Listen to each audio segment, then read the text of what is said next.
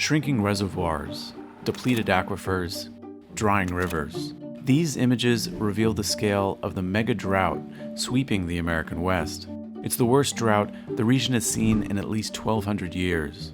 With more pressure on water supplies, one desert city offers a promising conservation model. You fly into Vegas, you see the Bellagio fountains, and you see the golf courses, and it looks like a land of absolute waste. I've discovered that actually Southern Nevada is one of the most water-minded places on Earth. Since 2002, Southern Nevada has cut its Colorado River water use by 26%, while also adding 750,000 people to its population.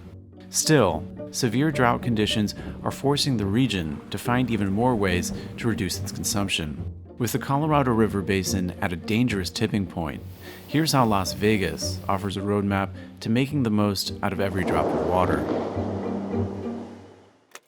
In June, the federal government ordered unprecedented water cutbacks, asking western states to reduce their water use by as much as 30% to save the Colorado River system. The Colorado River really is the lifeblood of the American Southwest. It runs for over 1,400 miles, and along the way, it provides water for 40 million people. As one of the thirstiest cities in the nation's driest state, Las Vegas leaders realized they couldn't afford to gamble on water. On average, Nevada receives less than 10 inches of rainfall a year. It also gets the smallest amount of water from the Colorado River. The Colorado River was divided up about 100 years ago under the 1922 Colorado River Compact, where you had 7 states that were all negotiating for how much water each state would be allocated from the river system. At that time, with the population that we had, with the lack of potential for agriculture here in our community, it sort of made sense that perhaps Nevada did only get a small amount. Decades later, scientists discovered the compact severely overestimated how much water flows down the Colorado River each year. This overallocation of water, combined with warming temperatures and record-breaking drought, has the river system on the verge of collapse. At the same time, the constant pressure on Las Vegas's water supply has helped transform the region into a leader in conservation. The Bellagio water fountain on the Las Vegas Strip is one of the city's most iconic and noticeable symbols of excess water use. The 8.5-acre man-made lake holds more than 22 million gallons of water, but nearly all of it is recycled. The thing that most people don't know is that the Bellagio fountain doesn't use any of our community's water supply. There is no Colorado River water that is used for that fountain. It is fed by a private well that pulls groundwater and is owned by the hotel. Still, the recycling system isn't perfect. The fountain could lose millions of gallons annually to evaporation. An MGM Resort spokesperson said they were committed to using water responsibly across the company and supply chain. The Las Vegas Strip obviously is the backbone of our community, but what's really interesting is that it only uses about 5% of our community's total water supply. Residents who live here use 60% of our community's total water supply. So I don't know any other community that makes a very small investment of its water supply to get such great economic returns. The Bellagio fountain represents just a fraction of the region's water recycling efforts. Nearly every drop of water used indoors throughout southern Nevada is treated, recycled, and returned in near drinkable quality to Lake Mead, according to the Clark County Water Reclamation District. In 2021, this accounted for about 50% of the region's total water consumption. So the amount of water that the Las Vegas Valley recycles is absolutely unprecedented in the western United States. Dan Fisher works at the largest water recycling plant on the Colorado River Basin. For every gallon of water that we return, we can take another gallon of water out. Without our ability to recycle our water and safely return it to the lake and reuse it because we treat it so effectively, without those things, Las Vegas wouldn't be what it is.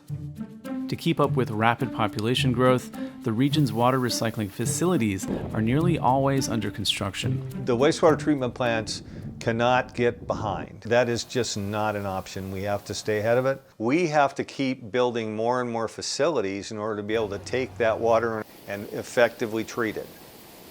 Another way Las Vegas is able to cut back on its water is by removing one of its biggest water guzzlers, grass. When you consider that grass consumes 73 gallons per square foot to survive in the Mojave Desert, that's a column of water that is 10 feet tall for every square foot of grass. In 1999, the Southern Nevada Water Authority started its Cash for Grass program, which currently pays homeowners $3 for each square foot of grass that's replaced with water-efficient desert landscaping. The region has removed about 207 million square feet of grass as a result of this policy. No place really in the American West has been better than Las Vegas at getting rid of grass. It's spread to the rest of the West. Phoenix is doing this. Los Angeles now has kind of a war on grass. But Las Vegas really is the pioneer. More recently, a new law in Southern Nevada, the first of its kind in the nation, bans non-functional grass. That's the grass in medians and roadways that is only planted for decorative purposes. Ecologists say grass lawns can also be bad for desert ecosystems, not meant to sustain water-intensive plants. As of today, there are approximately 3,000 acres of non-functional grass. Replacing that grass will save about 10% of our community's overall water supply. Rigorous conservation efforts don't just outlaw grass, but also dictate when residents can water their yards or wash their cars. Water investigators like this one patrol neighborhoods to cite people who violate rules.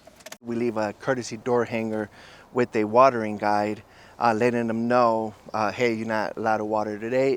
I think it's important to note that Southern Nevada did not place conservation on one sector. We did not just require it of the resorts down on the Las Vegas Strip. We did not just require it of residents. We placed conservation on the backs of every single sector in our community. As the drought across the American West worsens, reservoirs across the region are reaching critical levels. This summer, the country's largest reservoir, Lake Mead, fell to a record low. You see the pictures of Lake Mead, you see the 200 feet of air where there used to be water for over the entire lake. Unless the drought subsides, we could get to a point where Lake Mead cannot deliver any water out of Hoover Dam. That's a real possibility, and that's a terrifying thought. The federal government says the 7 Colorado River Basin states still need to make more water cutbacks. And the feds basically said, if you don't do it voluntarily, we reserve the right to make you. We'll decide for you.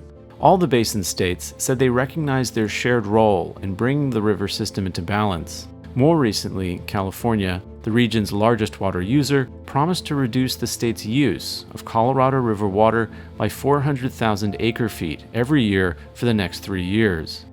Even as a leader in water conservation, the Southern Nevada Water Authority says Las Vegas is finding more ways to cut back. It takes all sectors of your community in order to contribute to water conservation and be successful. And it's going to be the same thing on the Colorado River. It is going to take every water user across every sector to be contributing to the efforts to reduce those water demands so that we can bring this system back into balance.